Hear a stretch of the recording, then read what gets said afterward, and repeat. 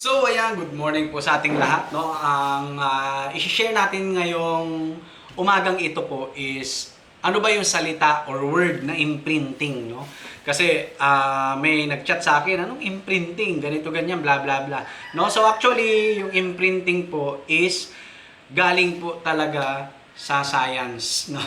Okay? Ganito po yan. No? Magbibigay tayo ng example, okay? Sa mga rescued animals. Halimbawa, fruit bat, no? Yung malalaking paniki, no? Nagkaroon siya ng injury, no? Kailangan i-rehabilitate, no? Pagalingin para makarecover at maibalik po sa wild, no? So, to prevent imprinting or yung tinatawag nating human imprinting is mas ililes nila yung contact doon sa rescued animals po, no? Kasi kapag na-imprint sa isang hayop na ang tao is safe, no? Na ang tao is hindi magbibigay ng danger sa kanila sa hinaharap, is may imprint sila, no? May imprint sila na okay lang na lumapit sa tao. Okay lang na kasama ko mga tao. Ganun po mangyayari, no? Yung human imprinting. So sa business side, ginamit ko rin siya as product imprinting, you are branding yourself, no, sa isang bagay or sa isang produkto na ibinebenta ninyo. Katulad yung ginagawa natin, no, reels, picture, mga long form videos natin ay patungkol lahat sa quail products, no? Quail eggs, quail meat, para pag na halimbawa kakain-kain yung tao sa area ninyo, sa Castillejos, Zambales, o kaya Subic, no? At gusto ko ng itlog ng pugo. Gusto ko ng karne ng pugo. Si Sir Pats. Si Robert, yung taga-Caste. No? Nai-imprint mo sa tao na karugtong ng pangalan mo yung mga products mo. No? Katulad ng quail eggs, quail meat, yan po. No? May imprint sa kanila.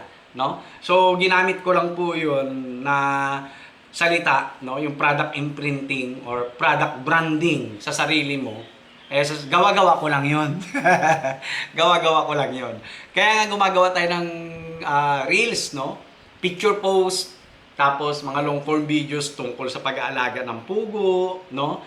Pagbebenta ng itlog ng pugo, pagbebenta ng karne ng pugo, no? Binabrand ko kasi yung sarili ko as parang quail products, no? Quail products po. So, yun yung product imprinting, no? Or binabrand mo yung sarili mo sa product na binebenta mo, no? Kasi mahirap, no? Sabi ko nga, ang Facebook is one of the most powerful marketing platform po talaga, no? So, alam mo, nagbebenta ka ng itlog ng pugo, nagbebenta ka ng karne ng pugo. Ang post mo naman puro dagat, puro gala, no? Nature trip. Wala man lang makita ng mga posts about nagbebenta ka ng pugo, nag-aalaga ka ng pugo, nagkakatay ka ng pugo, nagbebenta ka ng karne ng pugo. As in, wala, no? So, mangyayari, walang alignment, no? Yung product mo, hindi aligned sa pinapakita mo sa social media. Dapat may alignment po siya, no? Ito yung product ko, ito dapat yung makikita sa social media or sa Facebook. So, para yung mga tao, magkaroon ng product imprinting na kapag quail eggs at saka quail meat, ikaw na yung maiisip. Ikaw na yung maiisip, ikaw na yung kukontakin sa inyo, sa'yo na sila kukuha. So, yun lang po ang imprinting na salita. Actually, it originates sa science subject po, no?